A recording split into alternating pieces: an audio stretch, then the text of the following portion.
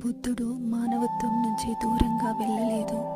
ఈ రోజుల్లో బుద్ధుని పేరు మీద మనుషులకి దూరంగా ఉండండి, సైలెంట్గా ఉండండి, ఇగ్నోర్ చేయండి అనే నెగిటివిటీని సోషల్ మీడియాలో ఎక్కువగా స్ప్రెడ్ చేస్తున్నారు.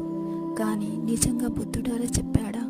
బుద్ధుడు మనుషుల్ని వదిలేసి పారిపోయిన వ్యక్తి కాదు. ఆయన మనుషుల బాధకి కారణం తెలుసుకోవడానికి అడవికి వెళ్ళిన మానవతావాది. సిద్ధార్థుడు అడవికి వెళ్ళినప్పుడు ఒక యువరాజు, కానీ బుద్ధుడిగా మారిన తర్వాత రాజుగా కాదు, అడవిలోనే ఉండిపోయిన సాధువుగా కాదు, సామాన్య భిక్షువుగా తన వాళ్ళ దగ్గరికి తిరిగి వచ్చాడు. తండ్రి శుద్ధోదనుని చూశాడు, భార్య యశోధరను ఎదుర్కొన్నాడు, కొడుకు రాహులుని స్వీకరించాడు, సమాజం మధ్య జీవించాడు.